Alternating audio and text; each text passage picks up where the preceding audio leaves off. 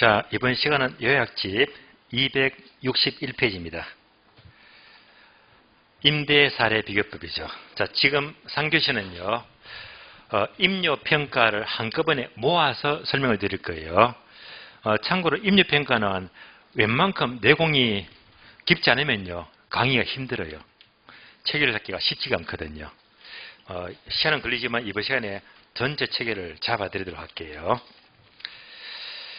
자, 그럼 일단 요약집은 종류가 세 가지인데 임료평가가 이것을 한꺼번에 모아서 설명을 드리겠습니다. 지금부터 임료평가입니다.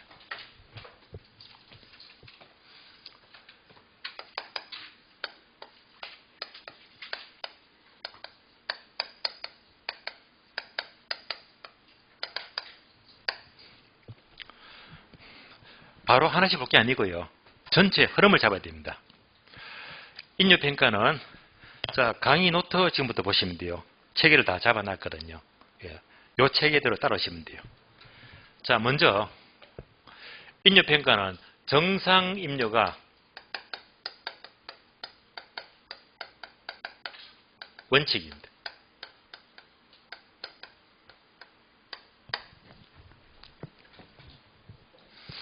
그리고 두 번째,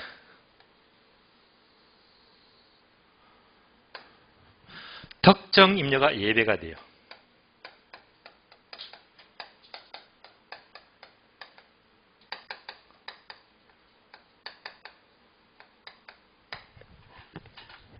정상 임료가 원칙이고 특정 임료가 예외가 된다.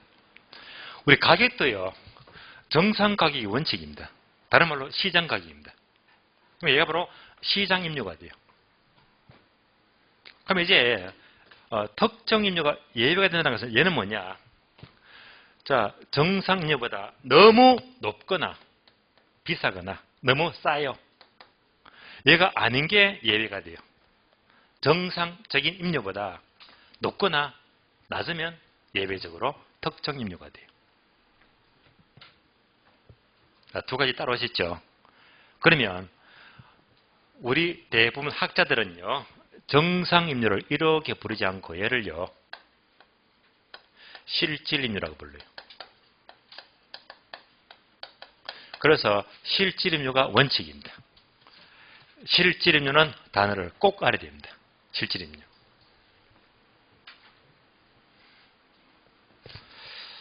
그러면 특정 임료가 예외라고 했는데 특정 임료의 대표적인 예가 우리 시험은요, 계속 임료다. 이렇게 출제된 적이 있어요. 계속 임료.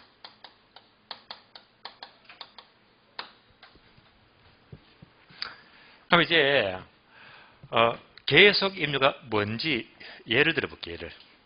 예를 들면 이렇게 그림을 그려볼까요?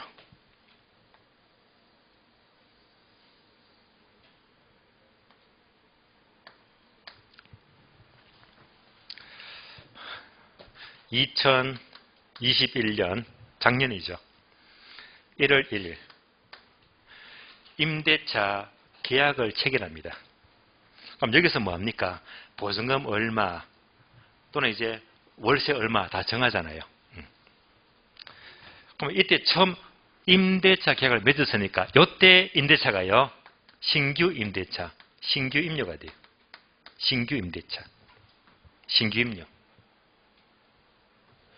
얘가 바로 정상 임료가 돼요. 같은 말로 정상 임료.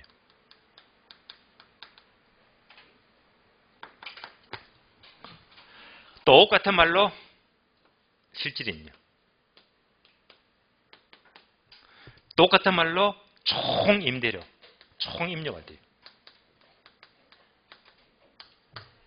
그래서 여러분이 중개 활동을 하면서 자, 임대인과 임차인간에 처음으로 이제 신규로 임대차 계약을 체결한다. 이때 정하는 모든 임료가 바로 정상 임료 또는 신규 임료가 돼요. 보통 임대차가 기간 몇 년이죠? 2년 아시죠? 2년. 1년, 2년 지났다. 2년 지나면요, 2022년 12월 31일입니다. 딱 2년. 그러면 여기서 임대차가 종료가 돼요. 종료가 되면요, 이 사람이 나갈 수도 있고 계속 연장한다. 민법에서 갱신이라고 부르죠. 갱신하죠. 임대차 계약을 갱신하죠. 이때 나 계속 살래요. 갱신하죠. 갱신한다. 다른 말로 나 계속 살래요. 계속. 제가 계속입니다.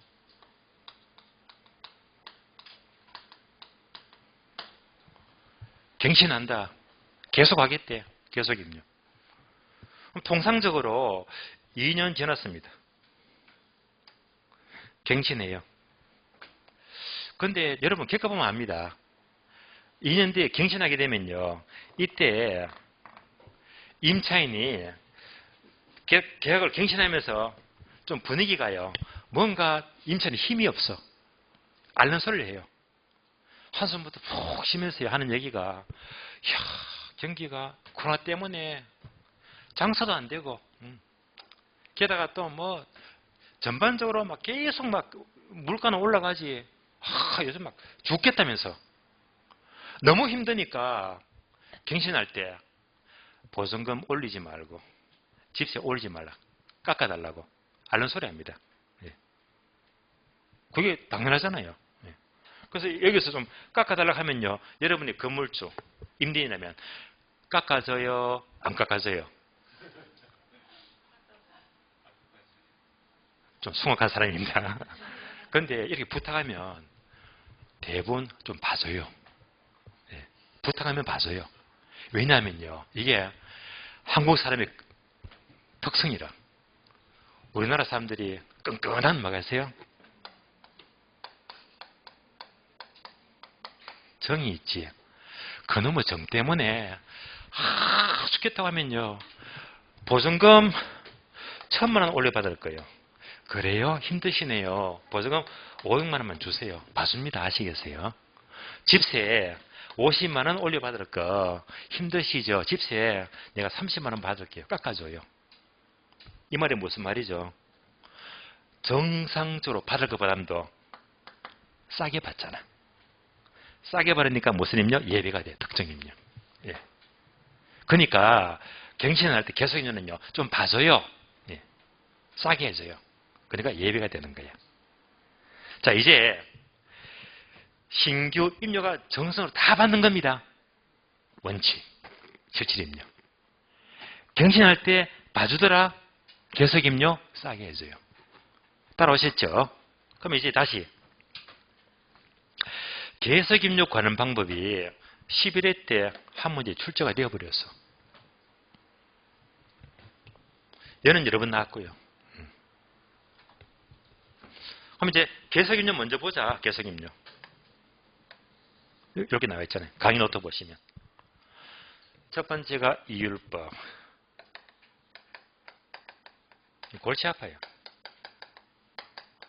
두 번째가 슬라이드법.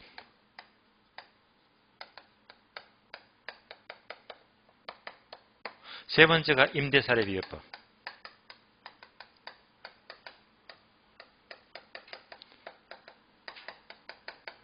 네 번째가 차액배분법입니다.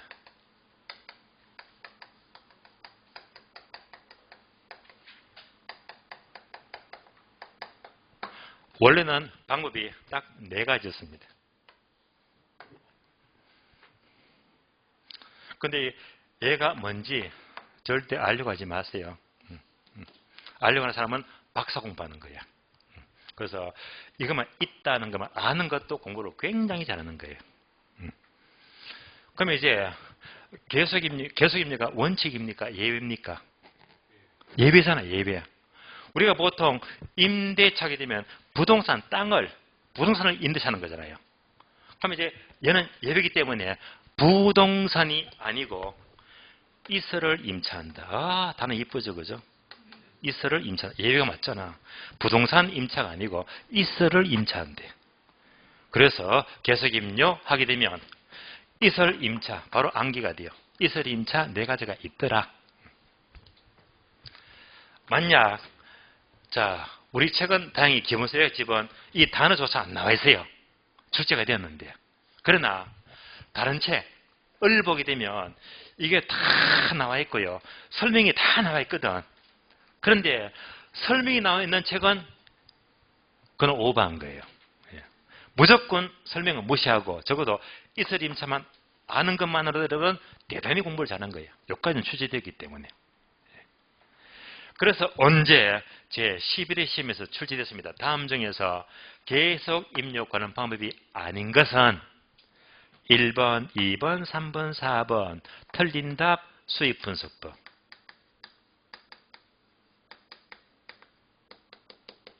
이렇게 출제가 되었어요. 그런데 문제가 생겼어요. 분명히 이슬임처럼 전부 다 악리한 사람은 공부를 잘한 사람인데 답이 딱 보이거든요. 틀린다. 바로 딱 정답을 체크했는데 이때 11회 때 문제가 생겼어요. 어떤 사람이 분명히 얘를 답으로 체크했는데 요 문제 때문에, 요 한 문제 때문에 시험 당락이 결정이 되는 거예요. 한 문제만 구제받아 버리면 합격인데 요 문제는 이제 딴 걸 답이가 틀리나 봐요. 그런데 이게 왜 답이 될 수가 없지? 예. 이의제기 겁니다. 이의제기. 예. 이것도 답이 될 수 있는 거 아닙니까? 하면서요. 요 문제만 구제받아 버리면 합격이거든요. 예. 그래서 이의 신청 올라가요. 거절당합니다. 행정소송 넘어갑니다. 보통 소송에 넘어가면 결과는요. 2년 다음에 7월 8일 되면 결정이 나요. 그래가 요 한 문제가 딱 걸렸는데 사활을 거는 거야. 이 사람이 얼마나 똑똑한지. 여기 전부 다 일본 방식. 그래서 근거를 만들려고 증거를 수집하기 위해서 일본까지 건너갑니다. 이 사람이. 일본에 대학교에 도서관 전부 다 뒤비는 거예요. 다 뒤져가지고 원서를 찾아가지고 자, 그래서 증거를 제시합니다.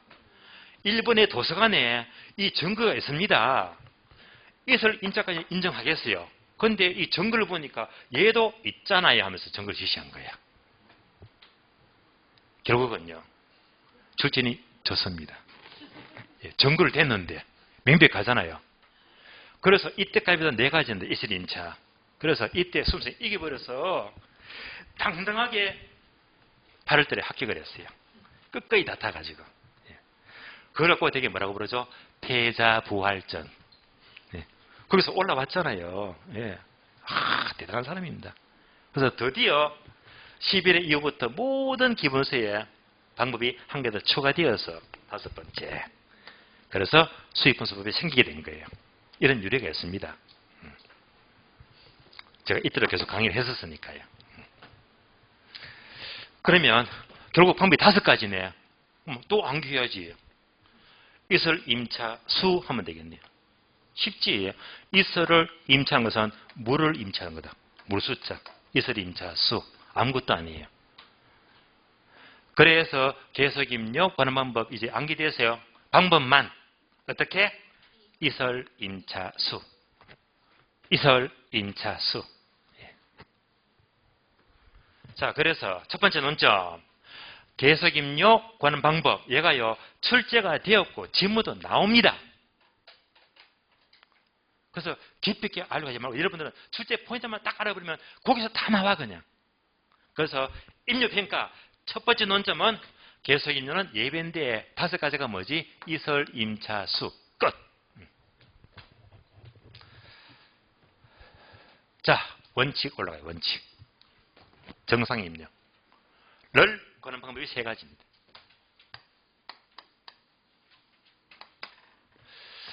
자, 첫 번째가 적산법이에요.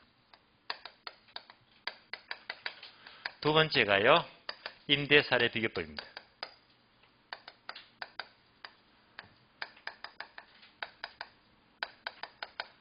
세 번째가요, 수익분석법입니다.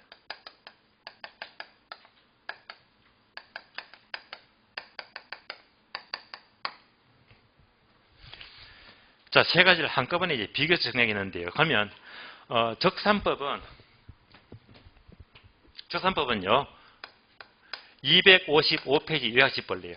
요약집. 255페이지. 적산법 나오죠. 분명히 네모 박스 공식 밑줄 껐죠. 암기하라고. 얘는 중요합니다. 그래서 옮겨볼게요. 얘는 공식이 기초가에 곱하기 기대이율 플러스 필요적 인비예요.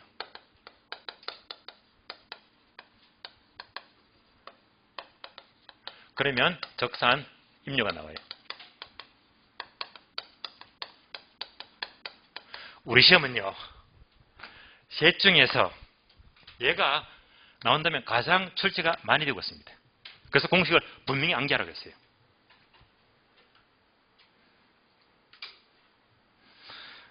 다음에 임대사례비교법은 261페이지입니다. 261페이지 펴보실래요? 261페이지. 임대사례비교법 네모 박스 공식 보이죠? 얘는 공식이 쉬워. 거래사례비교법, 임대사례비교법 제목이 비슷하잖아. 그래서 사례 가격을 사례 임료로만 바꿔주면 돼. 얘만 바꿔주면 끝. 나머지 똑같아. 사시직이면 사, 시, 지, 개, 면 이러면 비준임료가 나와요.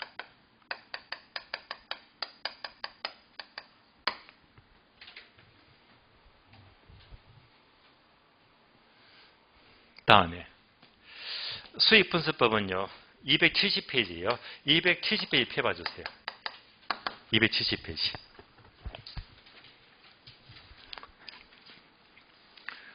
제목 찾으셨죠? 자, 박스 공식 보이죠? 옮겨볼게요. 수익순임료.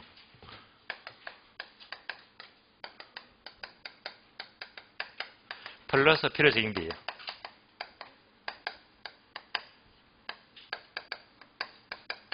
그러면 수익 임료가 나옵니다. 이 세 가지가 바로 원칙. 임료가는 세 가지 방법입니다. 그러면 꼭 기억합니다. 임료평가는 우리 규칙입니다. 감정평가 규칙에서는 셋 중에서 임료는요. 주변 시세가 얼마인가 시장성. 그래서 감정평가 규칙은 셋 중에 뭘 쓴다? 임대사례 비교법입니다.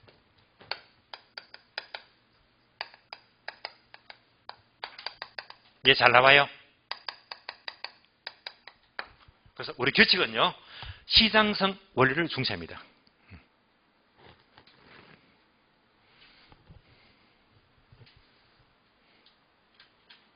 그래서 이상 세 가지가 임료관은 세 가지 방법인데 그러면 이제 세 가지가 뭐지?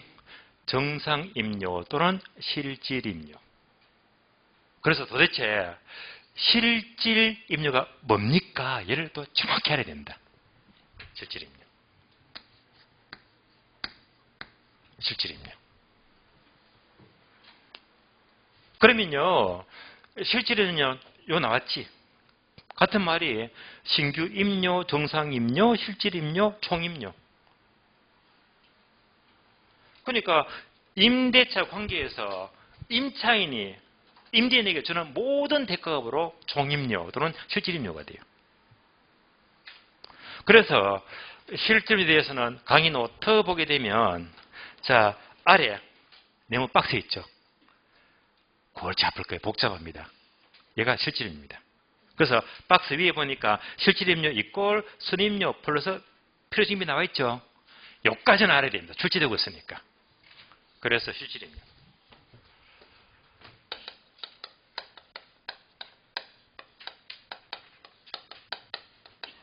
이꼴 순임료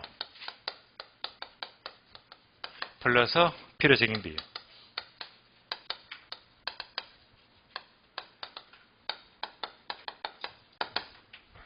적어도 이 흐름은 그대로 출제가 되고 있으니까 알아야 됩니다. 그러면 실질임료가 쉬운 말로 총임료, 임차인이 임대인에게 주는 모든 보증금 월세부터 해가지고 물론 총 대가, 총 임료가 바로 실질 임료가 돼요. 그래서 이것을 어거지로 암기하면 대부분 다 그냥 이렇게 지나갑니다. 시중품은 다 지나가요. 경이면 이제 한 번 들어도 한 번 체계를 잡고 그다음부터 이 체계만 가져버리면 깊이 있는 공부가 되거든요. 그래서 실질임료가 뭡니까 하게 되면요. 네모 박스 보니까 그림이 좀 복잡하죠. 이렇게 나와요, 그림이.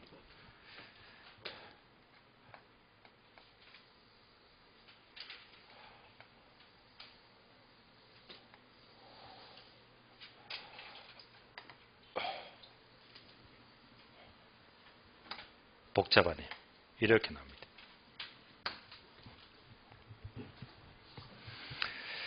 그러면 이제 이 그림 보시면서 지금부터 실질임료, 다른 말로 쉬운 말로 총임료로 공부하는데요. 이걸 다 하려고 하지 마시고 여러분들은 그림 딱 보시면서 항목이 이렇게 있네. 첫 번째 네모가 동그라미 1번, 2번, 3번이 있어. 두 번째 네모가 4번, 5번이 있어. 다음에 6번이 있어. 이렇게. 이 정도면 이제 감을 잡으시면 돼요. 다시 말하면요. 실질임료가 총임료인데 1번, 2번, 3번, 4번, 5번 전부 다 합친 게 얘가 전체 총임료. 얘가 총임료, 실질임료가 돼. 다 합한 것이다. 총임대로. 1번부터 6번까지가 총임대로 실질임료가 돼요. 그러면 이제 항목을 하나씩 설명을 드릴게요. 설명을. 자, 그러면 되게 설명이 복잡한데요. 요즘 경제가 너무 안 좋아. 여러분들 길거리 가다 보면 빈점포 많이 보시죠? 예. 지방은 형편없어요. 예. 시내 번화가야 돼요.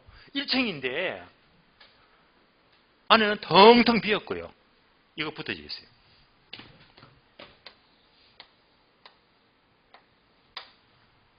A4용지. 그래서 처음에 뭐지? 보증금 얼마.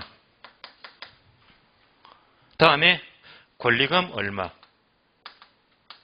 또는 권리금 없을 때도 많고요. 다음에 월세, 집세 얼마. 다음에 전화번호 적어 놓고요. 중개수수료 아끼려고 주인 직접 해서 전화번호. 예. 이거 많이 봅니다. 이거 보니까 경기가 너무 안 좋구나 느끼겠더라고요. 보통 우리가 임대차 하게 되면 상가는요 이렇잖아요. 보증금 얼마, 권리금 얼마, 집세 얼마. 얘가 대부분 다 임대료 말이에요. 그래서 1번이 뭐지? 보증금입니다. 2번, 3번 묶어서 권리금이 돼요. 집세는요 4번은 말이에요. 그래서 여러분들이 흔히 보는 거 보증금 얼마, 권리금 얼마, 집세 얼마가 1번 보증금, 2번, 3번 권리금, 4번 집세. 그러니까 임대료 맞잖아. 그럼 이제 따라오기 쉬워요. 그럼 여러분들이 늘 보시면 이제 딱 적힌 거 보게 되면 학교론 시간에 이거 딱 보네 이런 거 다 이런 위치를 차지하고 있구나 하면 쉽게 이해가 돼요. 근데 이제 보증금을 말을 뒤따 어렵게 썼습니다. 뒤따 어렵게. 그럼 1번 보게 되면 먼저 길잖아요. 예금적 성격을 갖는 일시금의 운용이익이다. 와, 학자들이 말을 이렇게 어렵게 씁니다. 어떻게 썼습니까? 예금적 성격을 갖는 일시금의 운용이익입니다. 그러니까 이제 이론들이 이렇게 어려워요. 쉬운 말로 보증금 운용이 해버리지. 이렇게 말 어렵게 쓰는 거예요. 단을 빙글빙글 돌려가지고. 그러면 예를 들어서 보증금이 1억이다. 자, 보증금 1억의 성격은요. 보증금 1억 주게 되면요. 돌려받습니까? 못 돌려받습니까? 돌려받죠. 돌려받는 게 뭐지?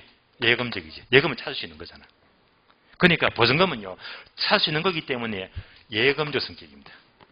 보증금 1억 줄 때 한 번에 줍니까? 10번 나눠서 줍니까? 한 번에 주니까 일시금으로 한 번에 주는 거잖아요. 그럼 이제 이 말이 뭔지 아시겠잖아요. 예. 찾는 거고 한 번에 주는 거다. 보증금은. 그런데 이 보증금 1억에 대해서는 이 성격이 뭐냐면요. 내가 만약 보증금 1억을 줬다면요. 보증금 주는 만큼 집세를 적게 내죠. 예. 그래서 만약 보증금 1억 줬다. 이것을 일부로 계산하면요. 일부. 예. 그럼 이제 100만 원. 100만 원이지. 보증금 1억 낸 만큼 요거 이자 계산, 일부 계산하게 되면요. 보증금 1억 깔았지만은요. 여기서 이자가 100만 원씩 발생하잖아. 그러니까 이제 이때 보증금 일부에 대한 요 이자, 운정이익이죠. 100만 원만큼 집세를 주는 계획입니다. 보증금은 살아있고. 그래서 보증금에서 운영하는 이 운영이익 일부로 친다면 월 100만 원이잖아요. 얘가 바로 집세에 포함을 시키게 됩니다. 보증금 운영이익은 임대료에 들어갑니다. 그래서 이제 1번 항목은 보증금에 대한 운용이익은 반드시 임대료에 포함시켜야 됩니다. 다음에 2번, 3번이 권리금이라고 했는데 권리금. 이것도 말이 뒷다 어려워요. 이건 뭐냐? 선불적 성격입니다. 선불적 성격의 일시금에 상각액이 나와요. 다음에 선불적 성격의 일시금에 미상각액에 대한 운용이익입니다. 어휴, 말이 왜 이렇게 긴지 모르겠어요. 미상각액에 대한 운용이익이다. 이번 3번 묶어서 이제 권리금 성격인데, 그러면 이제 우리가 현실적으로 권리금이 5천만 원이다. 권리금 5천이래요. 권리금은요, 5천만 원 주게 되면 찾는 겁니까? 못 찾는 겁니까? 못 찾잖아요. 그러니까 선불로 한 번 주면 끝나. 찾을 수가 없는 게 선불입니다. 예. 못 찾는 거예요. 권리금 5천만 원은요. 한 번에 줍니까? 10번 나눠줍니까? 한 번에. 한 번에 주니까 일시불로 줘야 됩니다. 그러니까 이제 권리금은요. 한 번에 주는 건데 못 찾는 거예요. 찾을 수가 없어요. 근데 이제 계속해서 상각액이 나오고 미상각에 대한 운용이 나옵니다. 이 말이 정말 어려워요. 어려운데 또 여러분이 이해를 하자면, 자, 혹시 여러분들 사글세 들어봤어요? 사글세. 사글세 들어봤죠? 사글세 구조가 이렇잖아요. 사글세가.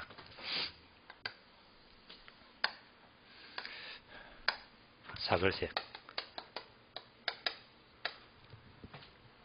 사글세는 보통 10달치 반값을 선불로 한 방에 다 주는 거잖아요. 얘가 사글세야.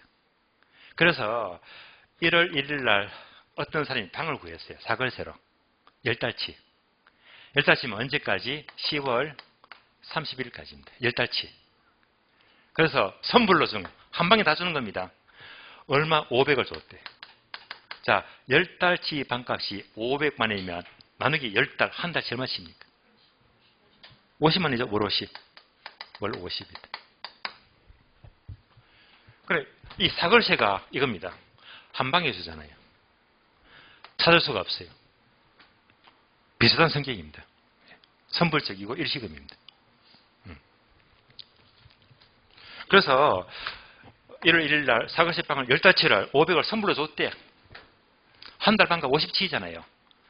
그러면 이제 지금 6월 달이니까 6월 30일입니다. 6개월 지났죠. 6개월 동안에 반값 얼마 빠져나갔습니까? 5르기 300만 원이죠. 그러니까 이제 6개월 방을 썼잖아. 300원 이미 반값 지불된 거라. 날라가세요. 얘가 이겁니다. 2번. 사글세 6개월씩 반값 300원 상각되고 날라갔다. 이미 지불된 겁니다. 이미 소멸돼 버렸어요. 상각됐잖아요. 얼마가 살았죠? 앞으로 넉 달치 200이 살았죠. 얘가 뭐지? 미상각이야. 살았잖아. 이건 아직 내 돈입니다. 그런데 이때 200은요. 철저하게 이자 계산.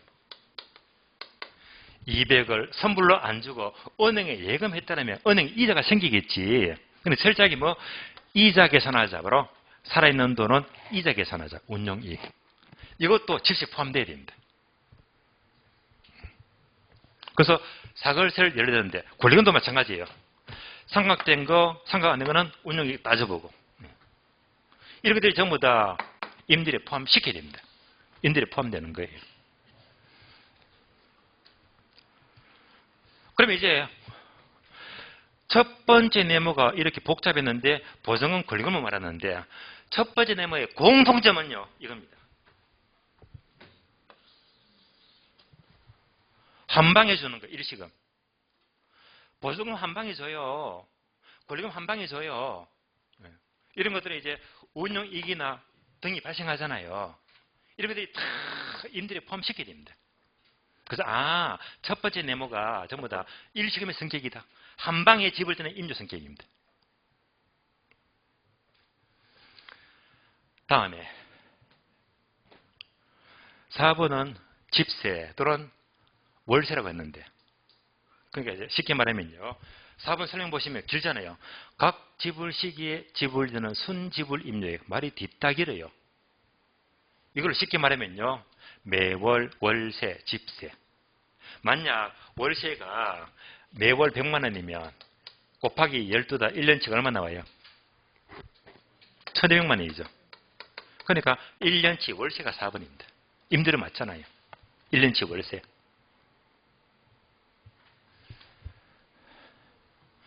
그래서 이제 설명이 길었는데요. 1번, 2번, 3번, 4번 여러분이 늘 보는 거야. 중기실무하게 되면. 보증금, 권리금, 집세. 당연히 임대료 개선돼 버립니다. 다 하시는 거고. 그럼 이제 뭐가 남았지? 5번요. 5번도 말이 길죠. 공익비와 부가사용료 중에서 실비를 초과하는 부분입니다. 실비를 초과하는 부분이다. 실비를 초과하는 부분이다. 그러면 이제 공익비가 뭡니까? 부가사용료가 뭡니까? 하게 되면요. 혹시 여러분들 지금 다 공부하셨으니까 이건 알죠? 대개 집합 건물을 사용하면 공용 부분 아시죠? 전유 부분 아시죠? 그럼 됐어요. 공익비는요. 공용 부분입니다. 공용 부분. 부가사용료는요. 전유 부분입니다. 전유 부분. 그래서 공용 부분에 달하는 비용이 공익비. 전유 부분에 달하는 비용이 부가사용료입니다. 그러면 우리 학원을 쳐볼까요? 분명히 우리 학원도 임대차를 하면서 보증금 냈을 거고요. 권리금도 주든지 안 주든지 했을 거고. 그 다음에 월세 내자고 있잖아요. 그런데 공익비 부가사용료. 공익비는 뭐냐면요. 공동관리비 아시죠? 공동관리비. 얘가 바로 공익비입니다. 공용부분, 공동관리비. 부가사용료는요. 우리 학원에서 에어컨 틀고 전기 쓰고 있잖아요. 전기료. 항수 내야 됩니다. 부가사용료. 그런데 이게 실비를 초과하는 부분인데요. 말이 어려워요. 다시 한번 이해하자면. 자, 공익비를 예를 들어 봐. 공익비. 자, 공익비를 보게 되면 쉬운 말로 공동관리비죠. 공동관리비다. 만약 우리 학원에서 임대차를 하는데 건물주가 자, 우리 7층을 다 쓰려면 한 달에 공동관리비를 150만 원 내세요. 라고 못 박아버립니다. 보통 공동관리비 여러분들이 실무하게 되면요. 서로 협상이 없습니다. 세금을 지어버리면 딱 정해져 있어. 이거는 평당 얼마다 하면서 공동관리비가 정해져 있거든요. 그거 내기 싫으면 인도 못합니다. 아시겠어요? 공동관리비. 그래서 공동관리비는 누가 정했다? 건물주가.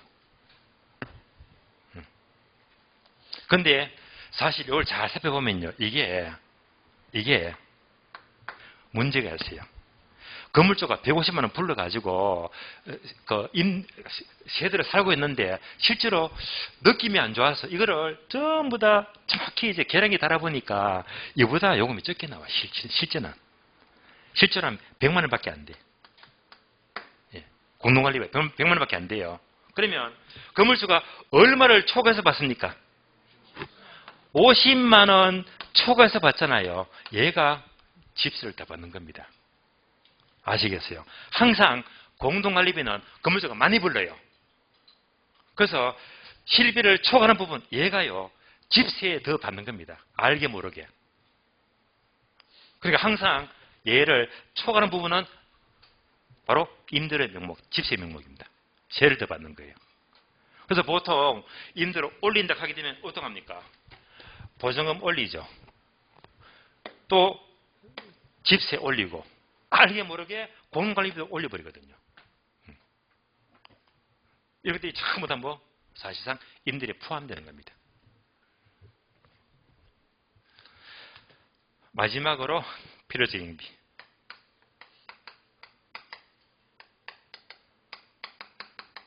얘도 우리 시험은요. 여러 번 나왔어요.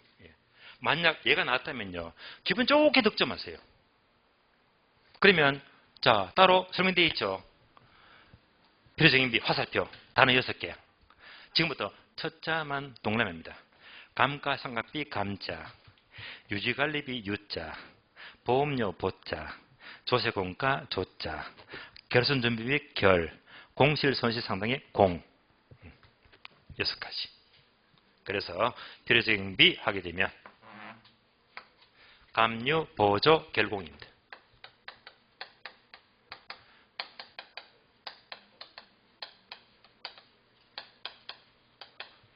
감유, 보조, 결공 나와 있죠. 6가지. 얘가 바로 필요적인 비 포함되는 겁니다. 필요적인 비. 근데 우리 시험은 뭐지? 얘가 여기서 그동안 4번 나오긴 4번 나왔어요. 4번. 4번 나올 때 어떻게 나올지 이걸 묻는 게 아니고 필요적인 비에 포함되지 않는 것은 그래서 이런 파트는 오히려 틀린 답을 먼저 하는 게 더 문제 풀기가 좋아요. 그럼 이때 문제 나온 것은 항상 감유, 보조, 결국에서 출제 포인트는요. 유지관리비하고 조세공가. 여기서 틀린 답이 나와요. 그래서 그동안에 틀린 답을 정리해 본다면 조세공가는요. 소득세와 법인세입니다. 자, 개인이는 소득세하고 회사가 내는 법인세는요. 자기가 번 돈, 소득만큼 세금 내는 기 때문에 임대차와 전혀 관계가 없어요. 그럼 얘는요. 임대차와 관계가 없는 세금입니다. 임대차와 관계가 없어요. 필요성비가 아니다. 다음에 유지관리비. 교체비입니다. 교체비용. 교체하는 비용. 교체비용. 얘도 틀린 답 출제가 되었어요. 교체비용. 필요성비가 아니다. 예를 들어 볼게요. 자, 만약 우리 학원에서 이 강의실이에요. 이렇게 날씨가 더운데 학원에 선풍기밖에 없어. 여러분 더워서 수업할 수가 없어요. 부득불 학원에서 운영을 하려고 하면 선풍기를 어떻게 합니까? 에어컨으로 교체하잖아요. 이때 돈이 꽤 들어갑니다. 한 1,000만 원 잡을게요. 그래서 선풍기를 에어컨으로 교체하는데 돈이 1,000만 원 들어갔대. 이 교체비용 1,000만 원은요. 학원에서 쓴 겁니까? 건물주한테 집세로 준 겁니까? 학원에서 쓴 거잖아. 그러니까 얘는요. 임대차 활동과 전혀 관계가 없는 비용입니다. 다른 말로 자본적 지출입니다. 설비 교체. 이런 것들은 임대차 활동과 전혀 관계없는 비용입니다. 또 공익비와 부가사용료예요. 또 나오죠. 공익비와 부가사용료.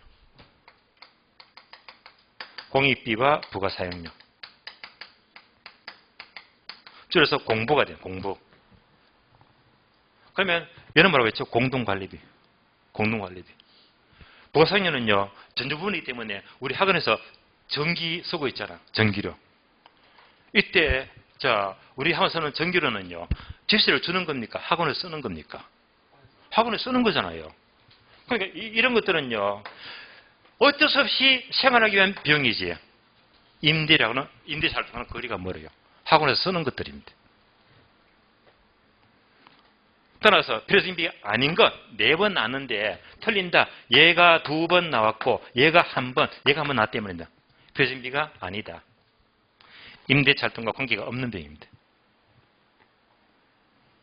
그래서 만에 하나라도 필요적 임비가 4번 나왔기 때문에 나왔다면요.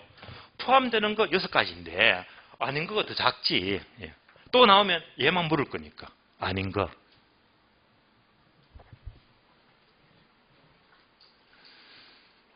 자, 다시 그림 봅니다. 결국 1번부터 6번까지 설명을 다 들었습니다. 그래서 이제 1번, 2번, 3번, 4번, 5번, 6번 전체가 실질임료. 총 임대료. 임차인이 임대인에게 지불하는 모든 임료. 총 임료를 말해요. 그래서 지금까지 총 임료를 전부 다 그림으로 설명을 다 들었습니다. 그림으로. 다시 구분합니다. 요거. 파란 네모입니다.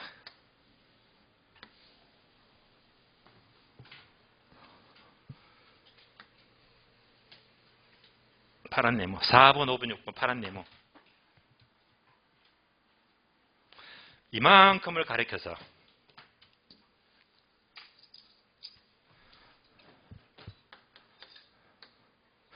지불임료라고 불러요. 지불임료. 그래서 이만큼이 지불임료인데 쉽게 설명하자면요. 지불한다. 여기다가 매월 지불한대. 근데 보세요. 집세 매달 지불하잖아. 집세. 공동관리 매달 내고 있잖아요. 필요적인비 보험료 매달 내고 있잖아요. 그러니까 매달 빠져나간 걸 4번, 5번, 6번 매달 빠져나간다. 얘를 합쳐가지고 매월 지불된다. 지불임료라고 불러요. 지불임료. 그러면 지불임료는요. 앞에 거 1번, 2번, 3번이 빠졌잖아요. 위에 거는 뭐라고 했죠? 한 방에 주는 거. 한 방에 주는 거고. 파란 네모는요. 한 방에 내고 매달마다 빠져나간대. 지불임료. 마지막으로 빨간 네모.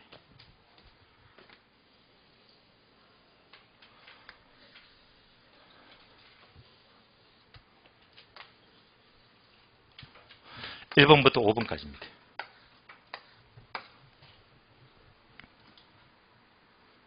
얘가 순임료. 얘가 순임료가 돼요.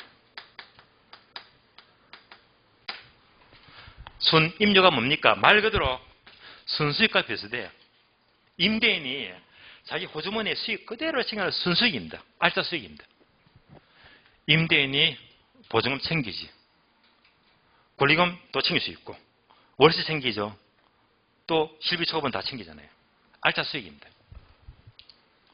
그래서 여기까지가 1번부터 5번까지가 모두가 순임료다. 다시 그림을 총 합쳐봅니다. 빨간 네모가 뭐라고 했죠? 순임료. 순임료. 다음에 파란 네모는 뭐라고 했죠? 필요적인비. 필요적인비. 그럼 잘 보세요. 빨간 네모는 순임료고 파란 네모가 필요적인비잖아. 이걸 다 합치니까 전체 임료 실질이 나왔잖아요. 그러니까 공식이 나왔네. 실질임료는 이 전체를 말하는데 순임료가 뭐지? 빨간 네모. 필요적인비는 파란 네모. 합치니까 총임료, 실질임료 나왔습니다. 따라서 실질임료 이꼴 순임료 플러스 필요적인비 합치니까 전체 총임료, 실질임료가 되는 거예요. 그래서 이 실질임료가 실제로 이렇게 깊이가 있는 학문입니다. 여러분들은 쉽게 실무하면서 보증금, 권리금, 질색해버렸는데 이게 실제로는요. 이게 아주 깊은 체계가 숨어져 있거든요. 자, 그래서 이제 실질임료 설명이 길어졌는데 여러분들이 이제 실질임료가 되면 쉬운 말로 총임대료인데 이걸 떠야 되겠네. 실질임료.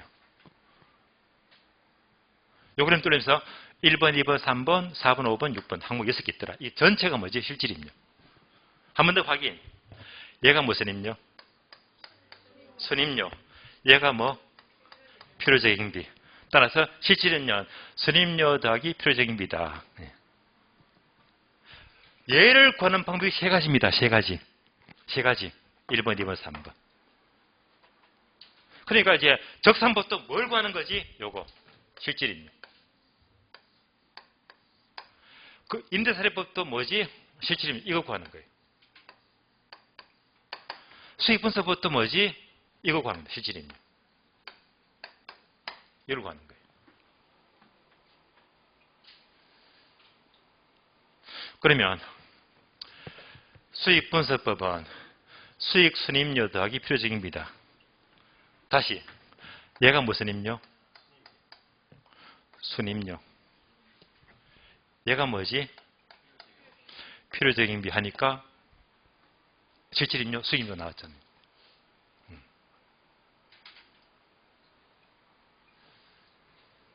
다음에 임대사례비교법은요, 대상 총임료 예를 구하기 위해서 이거랑 비슷한 사례 예를 수집해야 됩니다.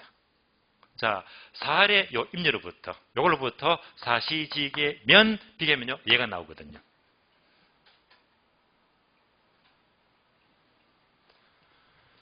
다음에 적산법은 필히 암기를 하고 있습니다. 공식 자체가 잘 나오니까. 그럼 다시 기초가액 곱하기 기들 요까지 가요. 요까지가 순임료라고 불러요.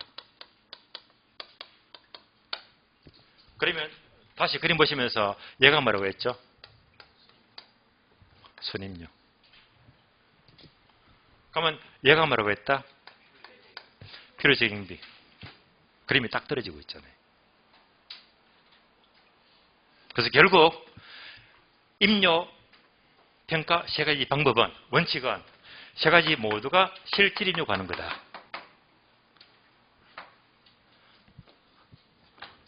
적산법은요, 단어 3개 떠올리고 또 과거 시험은 숫자를 넣는 계산 문제가 이렇게 나온 적이 있어요. 기초 가격이 5천만 원이다. 기들이 연 5%다. 필요진비가 연간 70만 원이다. 자료 주면서 적산임료가 얼마가 됩니까? 이러면 어려운 거 아니에요. 계산 간단하잖아요. 곱하고 더해주면 되니까요. 그러면 얘가 얼마? 250만 원. 더하기 70만 원 얼마? 320만 원. 이런 것도 알아버리면 학급 문제예요. 이런 쉬운 문제가 어딨습니까? 이런 계산 문제가 나온 적이 있었거든요. 여기까지가 임료평가입니다. 자, 정리하고 쉬겠는데요. 그러면 결국 지금부터 제가 짚어서 강조하는 것만 알고 여러분들이 요것만 공부하시면 시험은 얘만 나와. 첫 번째, 계속 입력하는 방법 암기되었죠. 이설, 임차수. 되셨죠? 됐어. 얘는 몇 번 나왔습니다. 두 번째, 감정평가 규칙에서 구하는 임료는 셋 중에 뭘 쓴다? 임대사례 비교법. 요거 잘 나옵니다. 절대 놓치지 마세요. 세 번째, 원칙은 실질임료인데 실질임료 하게 되면 바로 순임료 플러스 필요적입니다. 이제 얘를 그냥 암기는 게 아니고 전부 다 설명을 다 들었습니다. 실질임료. 그 중에서 필요적인비 하게 되면 포함되는 거 감유, 보조, 결공. 아닌 거 3개. 아닌 거. 마지막으로 임료평가 3가지가 있는데 적산법만 얘만 공식을 암기하시고 나머지는요. 시험에 안 나와. 시험에 안 나와요. 적산법 공식만큼은 알고 지나가야 됩니다. 여기까지 끝. 끝입니다. 자, 문제 풀고 시겠습니다. 문제 풀고. 문제는 강의 노트 뒷페이지. 강의 노트 맨 마지막 페이지. 기출. 언제 났습니까? 15회 때. 15회 때. 그럼 요 문제가 이제 눈에 보일 거예요. 임료 평가에 대한 설명으로 틀린 것은 5번부터 봅니다. 계속 임료 평가 방법으로 뭐지? 이설, 임차수. 차입 배분법, 이율법, 슬라이드법, 임대사례비법, 이설, 임차 나옵니까? 맞죠? 옵니다. 4번요. 일반적으로 감정평가에서 구해야 할 임료는 실질입니다. 맞죠? 실질임료. 맞잖아요. 2번, 실질임료는 선임료와 필요증비로 구성이 된다. 맞죠? 5가 되고. 1번으로 합니다. 임료의 평가 방법은 임대사료비율법, 저산법, 수익환원법이 있다. 볼까요? 임대사료비율법, 저산법, 수익 분석법이지 수익 환원법 틀렸네요. 따라서 수익 분석법이 있다. 틀린 답 1번. 그래서 이런 문제가 어떻게 말하면 거의 뭐 중상급, 상급 문제예요. 다 알아야 되기 때문에. 자, 임료까지 보았고요. 쉬었다가 마지막 시간은요. 수익환원법 보겠습니다. 쉬겠습니다.